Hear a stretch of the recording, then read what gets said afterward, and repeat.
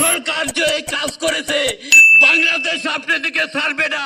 যারা শহীদ হয়েছে আমার ছেলে সহ আমি তাদের জন্য দোয়া করি এবং বলি যে বিএনপি যদি ক্ষমতা আসে আমাদের বিচার যেন সঠিক হয়, আমরা যেন বিচারটা পাই।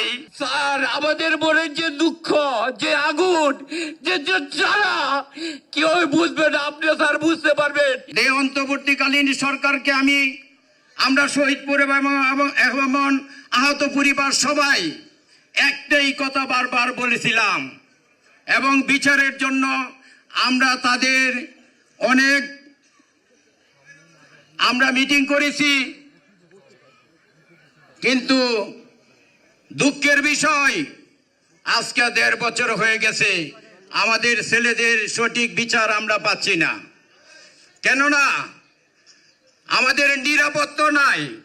আমাদের এক শহীদ বাবা তার মেয়ে যখন কবর জিয়ারত করতে যায় গণধর্ষণের শিকার হয়, অত্যন্ত গ্লানি সহ্য করতে না পেরে সে আত্মহত্যা করেছে। আমাদের শহীদ পরিবার সোহরাওয়ার্দী মেডিকেলে আমরা জুলাই 24 শহীদ পরিবারের সোসাইটি সারা রাত ছিলাম, সেখানে সরকারের কোনো ভূমিকা ছিল না। আসিফ নজরুল স্যার বলেছিল 15 দিনের ভিতরে যারা এই অপরাধের সাথে জড়িত তাদেরকে গ্রেফতার করব। আমরা কি পেয়েছি? আমরা জুলাই 24 যারা শহীদ হয়েছে আমার ছেলে সহ আমি তাদের জন্য দোয়া করি এবং বলি যে বিএনপি যদি ক্ষমতা আসে আমাদের বিচার যেন সঠিক হয়, আমরা যেন বিচারটা পাই। আমরা অনেক পরের ব্যথা দুঃখ নিয়ে আজকে আমরা রাজপথে এই বিচারের জন্য বহুবার আমরা মিটিং করেছি, তাদের সাথে বসেছি। প্রধান উপদেষ্টা আমার সাথে এ পর্যন্ত 5 থেকে 6 বার মিটিং করেছে। আমি বলেছি স্যার আমরা কিছু চাই না, আমরা খালি চাই যে আমার ছেলেদের বিচার, যারা অপরাধ করছে তাদেরকে যেন বিচারের কাঠগড়ায় দাঁড়ানো হয়। কিন্তু তারা আমাদের কথা রাখে নাই। তারা আমাদেরকে আশ্বাস করেছে যে পুলিশ আসামিদেরকে গ্রেফতার করে যখন জামিনে বের হয়ে যায় তখন বলে যে উচ্চ মহল থেকে আমাদেরকে ফোন করে আমরা ছেড়ে দিতে বাধ্য।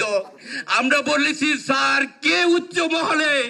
প্রধান উপদেষ্টার সারা তো বাংলাদেশে কোনো আর পথ নাই এবং বিচারের জন্য আসিফ নজরুলই তো ছিল আইন উপদেষ্টা, কিন্তু আমাদের কথা শুনে নাই।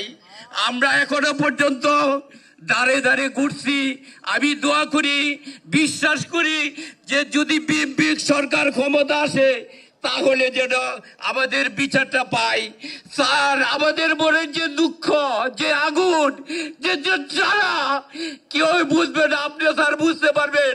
আপনার বাবা হারিয়েছেন, আপনার ভাই হারিয়েছেন, আপনার মাকে হারিয়েছেন। আপনি বুঝবেন যে আমাদের কত কষ্ট, আমাদের কত দুঃখ।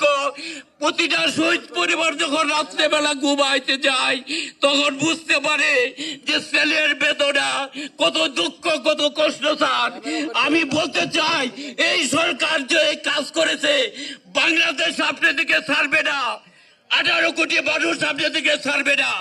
কেন আপনারা কথা দিছিলেন যে এই অন্তর্বর্তীকালীন সরকার যখন ক্ষমতা আসে তখন বিচারের জন্য আপনারা মনে করেন প্রত্যেকটা শহীদের জন্য বিচার করবেন এবং আহতদেরকে আপনারা সঠিকভাবে যে চিকিৎসা দিবেন, সেইখানে আপনারা ব্যর্থ হয়েছেন। আমাদের আর কোনো দুঃখ নাই, আমাদের দুঃখ এক জায়গায়, যদি আল্লাহ পাকে আপনাদের বিএনপি ক্ষমতা আসে, তারেক সাহেব যদি প্রধানমন্ত্রী হয় তাহলে আমরা বিচার যেন পাবো ইনশাল্লাহ।